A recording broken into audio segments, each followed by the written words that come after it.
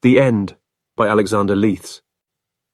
The doctor watched the two halves of the ceremonial ribbon drift apart in the still, rare air, scissors still clutched in his right hand.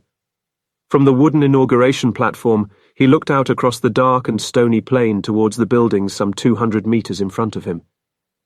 They were of many differing designs, connected into a single complex by open-air paths and covered corridors. Various artificial light sources threw some areas into stark clarity, while leaving others in mysterious shadow. Yet it was still plain enough that these constructions were all in pristine condition, brand new, like the platform, but with an aura of permanency. Above the doctor and his companions was what seemed like a night sky, although the doctor knew it was not.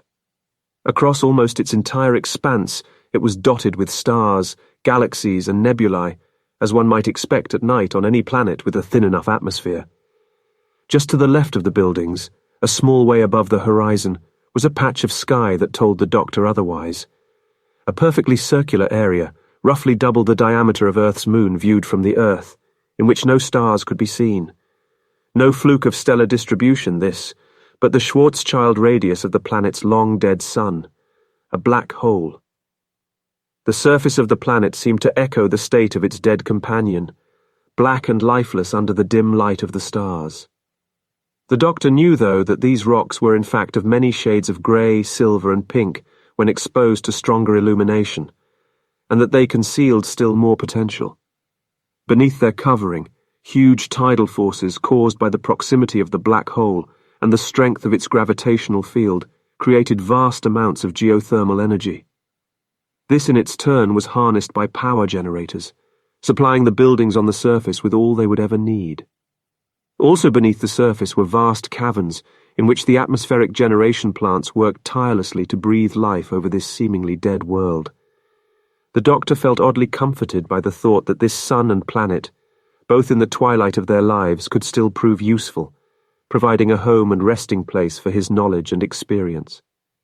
He turned to his companions, all gathered upon the platform, and smiled. "It's complete."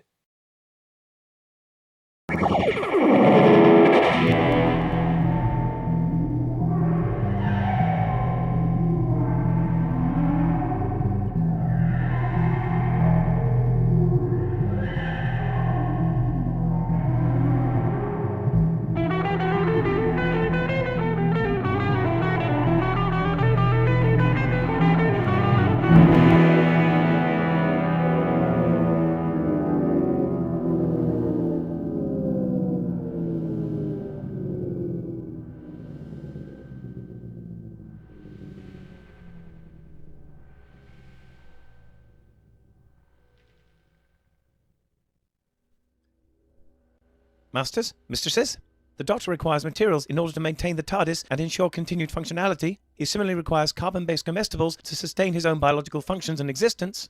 Master would never say this, but he requires aid beyond that supplied by this unit in order to acquire these. To aid the Doctor in his various tasks and creations, this can be most effectively achieved via Patreon or Substack subscriptions, or through donations directly to PayPal. Or if you desire physical goods in return for your contributions, written accounts of my travels with the Doctor are also available on Amazon. Links are in the description below. Thank you, masters, mistresses.